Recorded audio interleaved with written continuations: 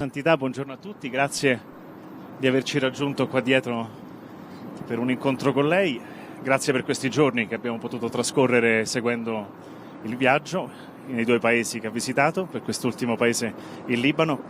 Ci sono un po' di domande da parte dei giornalisti, però prima volevo dire una parola. C'è una giornalista che ha lavorato per molti anni seguendo la Santa Sede, il Vaticano e il Papa, e che da dicembre va in pensione. Cindy Wooden, che lavora con la CNS.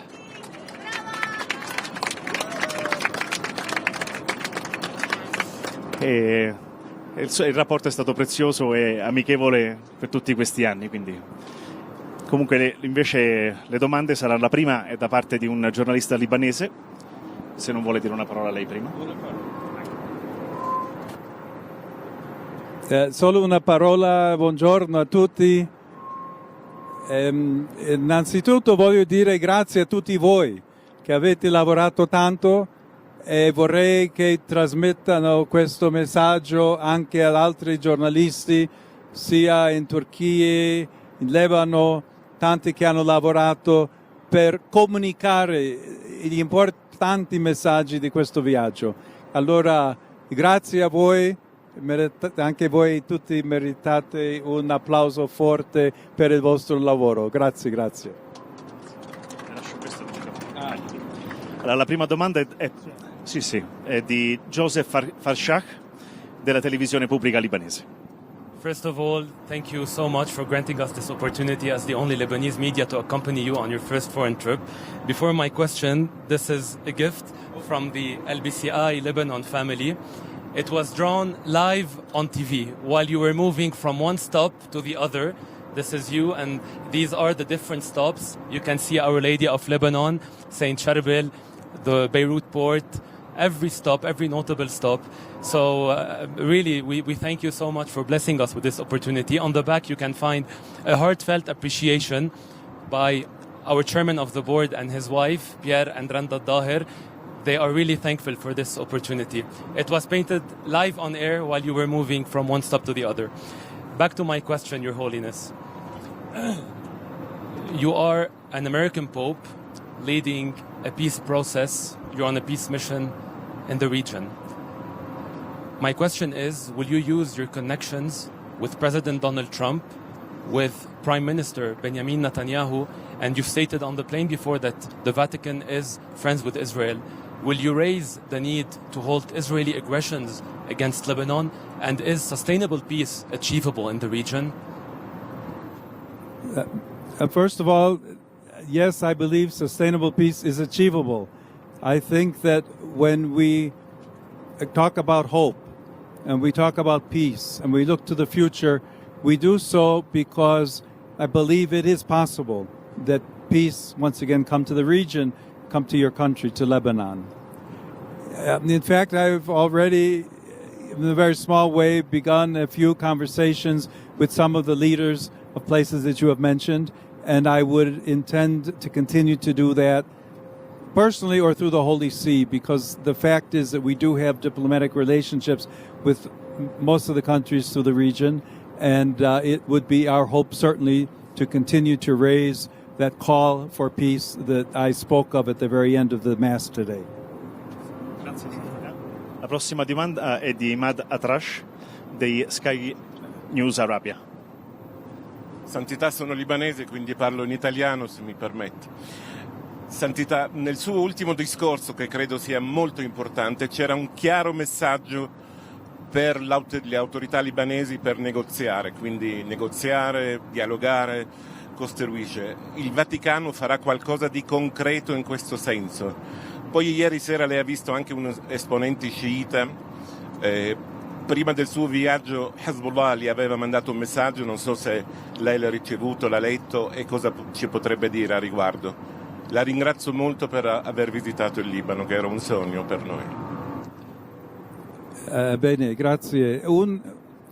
Un aspetto di questo viaggio che non è stato, diciamo, la causa principale, perché il viaggio stesso è nato pensando in questioni ecumeniche, con il tema di Nicea, l'incontro con i patriarchi, quelli cattolici, quelli ortodossi, e cercando unità nella Chiesa. Ma infatti durante questo viaggio ho avuto anche incontri personali con rappresentanti di diversi gruppi che rappresentano in realtà autorità politiche, persone o gruppi che hanno anche qualcosa da vedere con i conflitti interni o anche internazionali nella regione. Il nostro lavoro principalmente non è una cosa pubblica che dichiariamo per le strade, è un po' dietro le, come si dice, le quinte, una cosa che infatti già abbiamo fatto e continueremo a fare per cercare di, diciamo, convincere le parti a lasciare le armi e la violenza e venire insieme al tavolo di dialogo, a cercare risposte e soluzioni che non sono violente ma che possono essere più efficaci e meglio per il popolo. Se l'ho visto, evidentemente c'è da parte della Chiesa la proposta che lasciano le armi e che cerchiamo il dialogo, però più di questo preferisco non commentare in questo contesto. Grazie Santità. Altra domanda è da parte di Cindy Wooden di CNS, Catholic News Service. Holy Father, you said a couple months ago that there is a learning curve to being Pope. Can you, and when you arrived at Harissa yesterday with the warm welcome, it looked like you said, wow. Can you tell us sort of what you're learning? What's the most difficult thing to learn for you in being Pope? And you haven't told us anything either about what it felt like in the conclave when kind of it became clear what was happening. Could you tell us a little bit about that? Well, my first comment would be that just a year or two ago, I too thought about retiring someday. You've received that gift, apparently. Some of us will continue to work. The conclave itself, I believe very strictly about the secret of the conclave, even though I know there have been public interviews where some things were revealed. I said to a reporter the day before I was elected, she caught me on the street. I was going to lunch across the street at the Augustinians, and she said, well, what do you think? You've become one of the candidates. And I simply said, everything is in the hands of God. And I believe that profoundly. One of you, there's a German journalist on here who said to me the other day, tell me one book besides St. Augustine that we could read to understand who Prevost is. And there's several I've thought of, but one of them is a book called The Practice of the Presence of God. It's a very simple book by someone who doesn't even give his last name, Brother Lawrence. Read it many years ago. But it describes, if you will, a type of prayer and spirituality where one simply gives his life to the Lord and allows the Lord to lead. And if you want to know something about me, that's been my spirituality for many years. In midst of great challenges, living in Peru during years of terrorism, being called to service in places where I never thought I would be called to serve to, I trust in God, and that message is something that I share with all people. So what was it like? I resigned myself to the fact when I saw how things were going that I said this could be a reality. I took a deep breath. I said, here we go, Lord. You're in charge, and you lead the way. I don't know that I said wow last night in the sense my face is very expressive, but I'm oftentimes amused by how the journalists interpret my face. Serious. I mean, it's interesting. Sometimes I get, like really great ideas from all of you because you think you can read my mind or my face. And you're not always correct.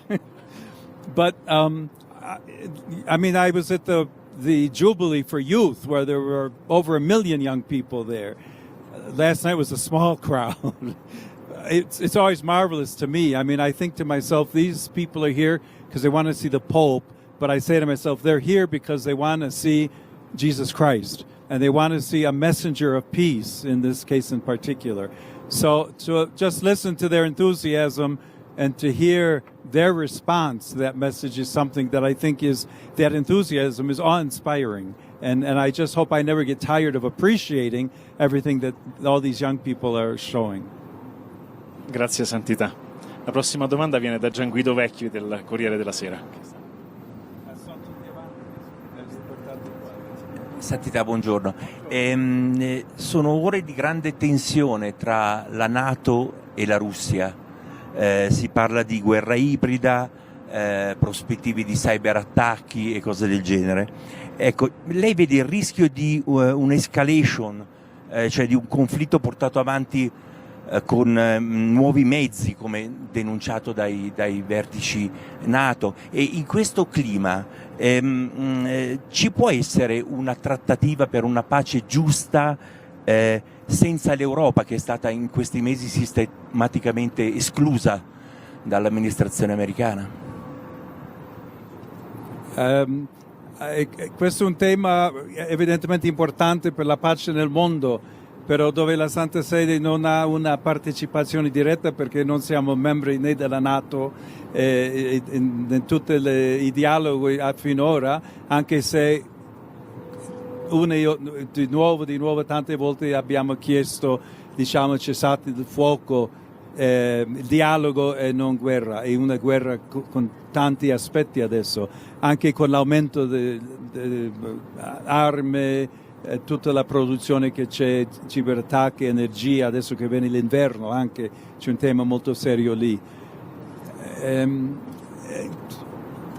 evidente che da una parte il Presidente degli Stati Uniti pensa che possa promuovere un piano di pace che vorrebbe fare e che almeno in un primo momento è stato senza Europa, però la presenza di Europa infatti è importante e quella prima proposta è stata modificata anche per quello che Europa stava dicendo.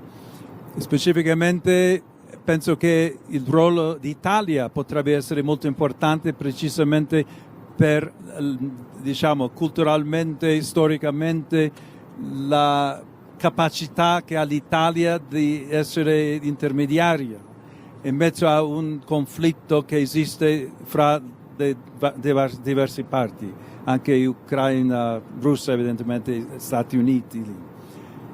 In questo senso io potrei suggerire che la Santa Sede possa anche incoraggiare questo tipo di mediazione e che si cerchi o cerchiamo insieme una soluzione che veramente potrebbe offrire pace, una giusta pace, in questo caso in Ucraina. Grazie. Grazie Santità. La prossima domanda è di Elisabetta Piquet di La Nación. Anche lei è qua davanti. Gracias, Santo Padre, por este primer viaje internacional, ante todo. Después, bueno, la bandera del Líbano tiene los mismos colores de la bandera del Perú. Es una señal. Se va a hacer este viaje a América Latina, teóricamente en la segunda mitad del año próximo, junto a Argentina y Uruguay, que quedaron pendientes. No, fuera de broma, queríamos preguntarle qué viajes está preparando para el año que viene realmente. Y después, hablando de América Latina, está preocupando muchísimo, hay muchísima tensión por lo que está pasando en Venezuela. Hay un ultimátum del presidente Trump a Maduro para que se vaya, para que deje el poder, y una amenaza a derrocarlo con una operación militar. Queríamos preguntarle qué piensa al respecto. Gracias. In quanto ai viaggi, sicuro non c'è niente. Spero realizzare un viaggio in Africa, sarebbe possibilmente il seguente viaggio, per confermare Africa. Personalmente spero andare in Algeria per visitare i luoghi della vita di Sant'Agostino, ma anche per continuare il discorso di dialogo e costruzione di ponti fra il mondo cristiano e il mondo musulmano, diciamo. Già nel passato, in un'altra veste, ho avuto opportunità per parlare proprio di questo tema e interessantemente la figura di Sant'Agostino aiuta molto come ponte perché in Algeria è molto rispettato come figlio della patria. Quello è uno. Qualche altro paese stiamo lavorando. Evidentemente mi piacerebbe tanto visitare America Latina, Argentina e Uruguay, che stanno aspettando la visita del Papa. Perù penso che mi riceveranno anche, e allora se vado in Perù tanti paesi vicini, però ancora il proyecto no está definido. Entonces, sobre Venezuela, 26 o 27 estamos viendo. Gracias. Sobre Venezuela, a nivel de la conferencia episcopal, con el nuncio, estamos buscando maneras para calmar la situación, buscar sobre todo el bien del pueblo, porque tantas veces quien sufre en esas situaciones es el pueblo, no son las autoridades. Las voces que vienen de Estados Unidos cambian con cierta frecuencia a veces. Hay que ver. Por un lado, parece que ha habido una conversación por teléfono de los dos presidentes. Al otro lado, hay ese peligro, esa posibilidad de que haya alguna actividad, alguna operación, incluso invadiendo el territorio de Venezuela. Yo no sé más. Yo de nuevo creo que es, digamos, mejor buscar maneras de diálogo, quizás presión, incluso presión económica, pero buscando otra manera para cambiar, si es lo que decidan hacer en Estados Unidos. Grazie Elisabetta, grazie Santità. E l'altra domanda viene da Michael Cor de La Croix. Hello, Your Holiness. Thank you for this very interesting trip. You just talk about continue to build bridge between different worlds, and I like to ask, some Catholics in Europe believe that Islam is a threat to a Christian identity of the West. Are they right, and what would you say to them? All of the conversations that I had during my time both in Turkey and in Lebanon, including with many Muslims, were precisely concentrated on the topic of peace and respect for people of different religions. I know that, as a matter of fact, that has not always been the case. I know that in Europe there are many times fears that are present but oftentimes generated by people who are against immigration and trying to keep out people who may be from another country, another religion, another race. And in that sense, I would say that we all need to work together. One of the values of this trip is precisely to raise the world's attention to the possibility that dialogue and friendship between Muslims and Christians is possible. I think one of the great lessons that Lebanon can teach to the world is precisely showing a land where Islam, Christianity are both present and are respected, and that there is a possibility to live together, to be friends. Stories, testimony, witnesses that we heard even in the past 2 days of people helping each other, Christians with Muslims, both of whom had their villages destroyed, for example, of saying we can come together and work together. I think those are lessons that would be important also that we heard in Europe or North America, that we should perhaps be a little less fearful and look for ways of promoting authentic dialogue and respect. Trees of Lebanon. La prossima domanda viene dalla giornalista dell'ARD, Giordana. Germania. Santo Padre, la Chiesa in Libano, ok, dovevo chiedere in inglese, sorry. So, the church in Lebanon is supported also by the German church. There are, for example, some German aid agencies very active in Lebanon. So from that point of view, it is important that the German church has to be strong. And you probably know that there is a synodal way, we call it Synodaler Weg, a process of change in the German church going on. Do you think this process can be a way to strengthen the church in Germany, or is it the other way around, and why? The synodal way is not unique to Germany. The whole church has celebrated a synod and synodality over the past several years. There are some great similarities, but there are also some marked differences between how the Synodal Weg in Germany has been carried forward and how it may well continue in the universal church. On the one hand, I would say there is room certainly for respect for enculturation. The fact that in one place synodality is lived in a certain way and in another place is lived differently does not mean that there will be rupture or a fracture. I think that's very important to remember.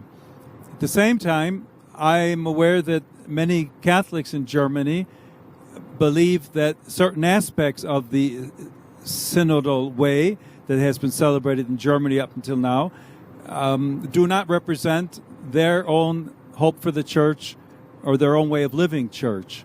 So there's need for further dialogue and listening within Germany itself so that no one's voice is excluded, so that the voice of those who are more powerful does not silence or stifle the voice of those who might also be very numerous but don't have a place to speak up and to allow their own voices and own expression of church participation to be listened to.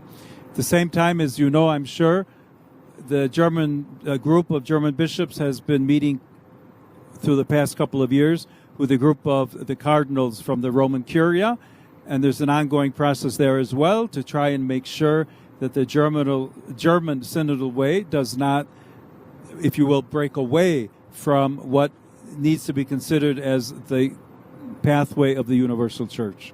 I'm sure that will continue. I suspect there will be some adjustments made on both sides in Germany, but I'm certainly hopeful that things will work out positively. Grazie Santità, grazie Anne.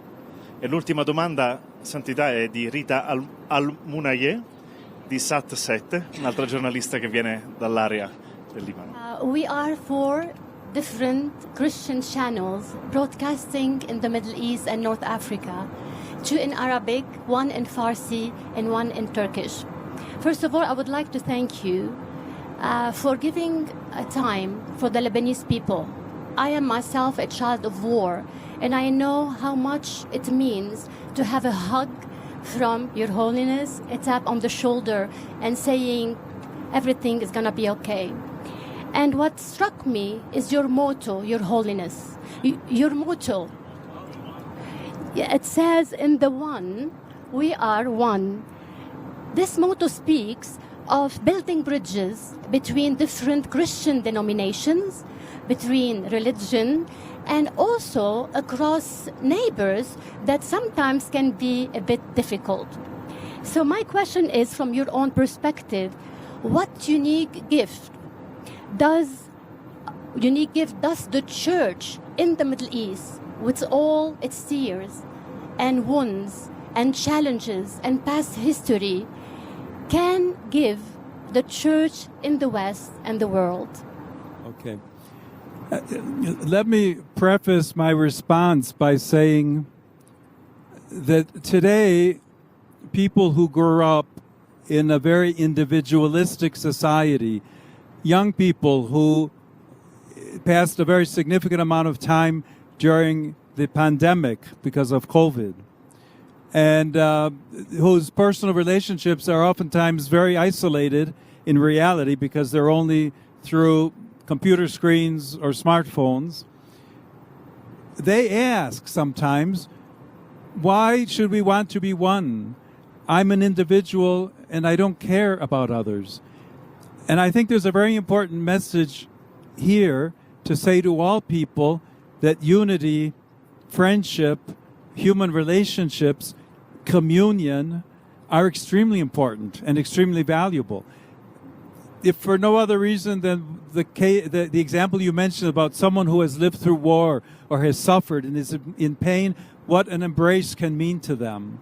What that human, very human, real, healthy expression of personal care can do to heal the hearts of someone else. On a personal level, that can become, if you will, a common level, a community level that unites all of us and helps us understand that respect for one another goes far beyond you keep your distance, I'll stay here and you stay there, and we'll have no interaction. But it means building up relationships that will enrich all people. With that message, certainly my motto is primarily because of Christ. In Ilo is in Christ, who is one, we are all one. But it's not defined, if you will, only for Christians. And as a matter of fact, is an invitation to all of us and to others to say, the more we can promote authentic unity and understanding, respect, and human relationships of friendship and dialogue in the world, the greater possibility there is that we will put aside the arms of war, that we will leave aside the distrust, the hatred, the animosity that has so often been built up, and that we'll find ways to come together and be able to promote authentic peace and justice throughout the world. Grazie Santità, grazie per questa sua risposta e per queste sue risposte e grazie per la sua disponibilità nel corso di questo viaggio. Buon viaggio a tutti e grazie a voi. Grazie.